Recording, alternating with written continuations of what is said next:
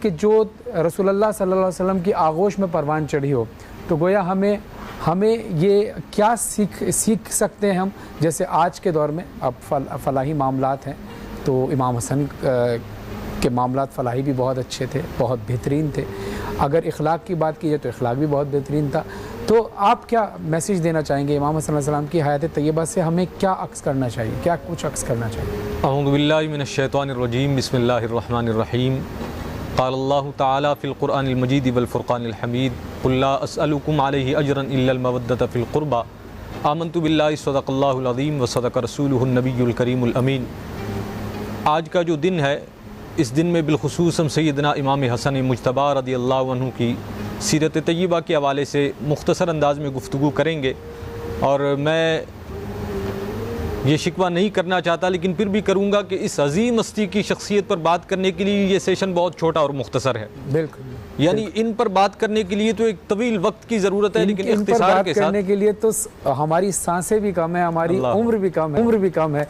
ये जितने साथ हैं वो बहरहाल ज़िंदगी पर भी बात करें तो हक अदा ना हो, लेकिन ये वक्त कुछ इंतहाई ज़्यादा कम है। मैं फिर भी अपनी गुफ्तगू को आगे लेकर चलूँ कि मकाम सैयदना इमाम हसन और अहले बैत रसूल सल्लल्लाहु अलैहि वसल्लम को तो आप इसी बात से समझिए कि कुरान करीम फुरकान हमीद के अंदर रब्बे ज़ुल जलाल अपने महबूब करीम सल्लल्लाहु अलैहि वसल्लम से ये इरशाद फरमाता है कि कुल ए महबूब सल्लल्लाहु अलैहि वसल्लम आप फरमा दीजिए, ला अस्अलुकुम अलैहि अजरा, मैं तबलीग रिसालत पर कि मुझसे तुम्हें कुरान मिला, ईमान मिला, रहमान मिला, सारी चीज़ें तुम्हें दे दी गई, जन्नत को तुम्हारा मुकद्दर बना दिया गया, मैं इस सब पर तुमसे कोई अजर नहीं तलब करता इल्लल मवद्दत फ़िल क़ुरबा, मगर ये कि तुम मेरी आल से मोहब्बत करो।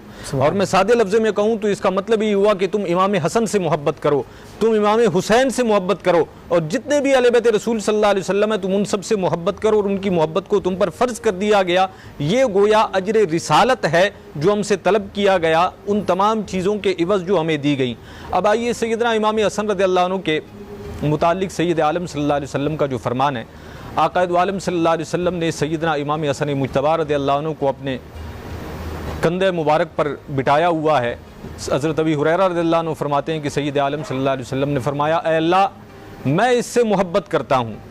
इमाम हसन रज़ियल्लाहु अन्हु से मुतालिक सैयद आलम सल्लल्लाहु अलैहि वसल्लम फरमा रहे हैं कि अल्लाह, मैं हसन से मोहब्बत करता हूँ, और मेरी ये दुआ है, ये इल्तिजा है कि तू भी इससे मोहब्बत कर, और जो हसन से मोहब्बत करे मौला तू उसे महबूब बना दे। ये आपकी मनकबत है, और ऐसी मनकबत के लोग रब के महबूब बनना चाहते हैं, रब के महबूब बनना चाहते हैं, उसके लिए दिन रात मेहनत तो कोशिश करते हैं।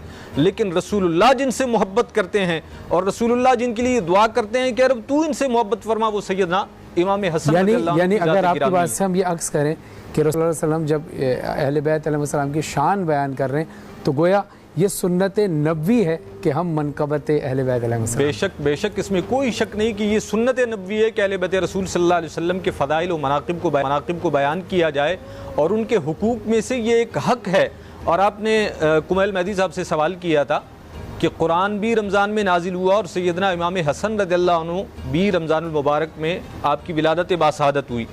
तो मुझे उस वक़्त एक बात जहन में आ रही थी, मैंने कहा ज़रूर मैं कहूँगा कि कुरान किताब हिदायत है, बेशक इसमें कानून और दस्तूर बताया गया। अगर अमली नमूना प्रैक्टिकल की सूरत में इसे किसी ने देखना हो तो वो सैयदना इमाम हसन रज़ियल्लाहु अन्हु की ज़िंदगी को देखे। सुभान अल्लाह, कि कुरान पर अमल कैसे होता है। कुरान किताब हिदायत है, और इससे हिदायत लेकर इंसान का मयार, उसकी शख्सियत कैसी होती है, ये आप सैयदना इमाम हसन रज़ियल्लाहु अन्हु की ज़िंदगी को, उनकी सीरत को पढ़िए तो आपको पता चलेगा। और सैयदना इमाम हसन रज़ियल्लाहु अन्हु के फ़लाही कामों के हवाले से जो आपने सवाल किया, तो आपकी सीरत में ये बात आती है कि कई बार आपने अपने घर का सारा माल अल्लाह की रज़ा के लिए खर्च कर दिया। और उसमें आपके इखलास का वो दर्जा क्या होता था जो हम सब के लिए तालीम है। आपके इखलास पर तो कोई कलाम ही नहीं। आपकी बारगाह में एक साइल आया, उसने तहरीरी तौर पर एक रुका दिया, उसे कुछ ज़रूरत थी कि ये मुझे दे दिया जाए। आपने उसके हाथ से वो तहरीर ली और पढ़े बगैर कह दिया कि तुम्हारी ज़रूरत पूरी कर दी जाएगी। तो पास बैठे हुए किसी शख्स ने कहा, इमाम ज़रा उस तहरीर को पढ़ तो लेते, उसके बाद फरमा देते कि पूरी कर दी जाएगी। आपने फरमाया कि मैं इस बात से डरता हूँ कि अगर कल बरोज़ क़यामत रब ने ये पूछा कि इतनी देर तहरीर जब तुम पढ़ रहे थे उसे तुम सामने खड़ा रखकर जलील कर रहे थे, तो मैं कैसे उसे इतनी देर खड़ा रखता। बस रब ने उसे मेरे पास भेजा तो मैं उसे दे दूँगा और उसकी ज़रूरत को पूरा कर दूँगा। ये है सैयदना इमाम हसन रज़ियल्लाहु अन्हु की सीरत तय्यबा। हम सबको भी अपने भाइयों की मदद करनी चाहिए और उसमें इखलास का ये पहलू होना चाहिए कि सामने वाले की तज़लील और उसकी इज़्ज़त नफ्स। सुभान अल्लाह। आबिद साहब, बहुत खूबसूरत बात आपने कही। आप दोनों उलमा के दरमियान, सिर्फ आपकी इजाज़त से मैंने आप दोनों की गुफ्तगू से जो थोड़ा बहुत नतीजा हासिल किया है वो शेयर करूँ कि जैसे कमाल मेहदी साहब ने भी इरशाद फरमाया और आबिद साहब ने भी इरशाद फरमाया कि ये कुरान सामित है जो किताब की सूरत में है, और ये कुरान नातिक है जो बोलते कुरान है।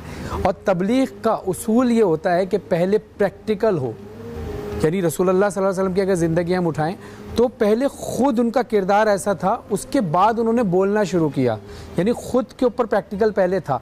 तो अगर